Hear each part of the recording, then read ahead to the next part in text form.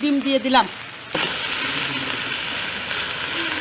আমরা এখন ওই সেই মাথাটা দিয়ে মুড়ি ঘন্ট তৈরি করব। তো আমি এখন তেল দিয়ে দিচ্ছি কড়াইতে। এখন আমরা পেঁয়াজ দিয়ে দিলাম, একটু আদা বাটা দিয়ে দিলাম, লবণ দিলাম পরিমাণ মতন, হলুদের গুঁড়ো দিয়ে দিলাম পরিমাণ মতন। ওই আমাকে রান্নাঘরে বয়ে মাছে দেখো র্যাক আচ্ছা দিয়ে দিলাম।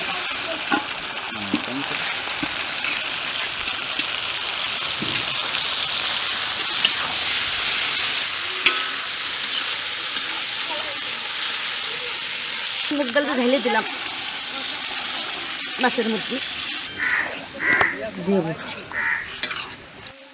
লবণ দিয়ে দিচ্ছি। ভিউয়ার্স, আমি এখন সবাইকে একটু চা খাওয়াবো, তাই সবার জন্য চা করতেছি। আমাদের মুড়ি ঘন্টটা রান্না শেষ, এখন আমরা নামিয়ে নিব।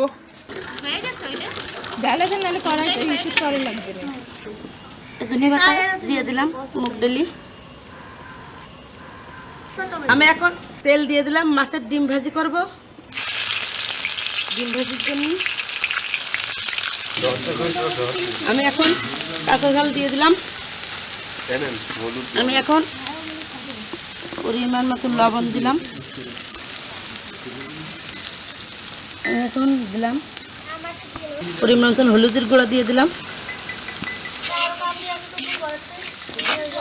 আমি একটু বাটা মশলা দিলাম, মাছের ডিম তো বাটা মশলা দিলে একটু স্বাদ হবে। রসুন বাটা দিলাম, একটু আদা বাটা দিলাম। আমার পেঁয়াজটা হালকা ভাজা দিয়ে নিলাম। এখন আমি ডিম দিয়ে দিলাম।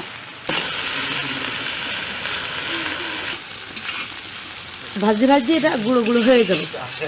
বড় মাছের ডিম সুন্দর করে কাঁচামরিচ পেঁয়াজ কুচি দিয়ে ভেজে নিলাম। ধনিয়া পাতা দিয়ে সুন্দর করে লাল করে ভেজে নিলাম।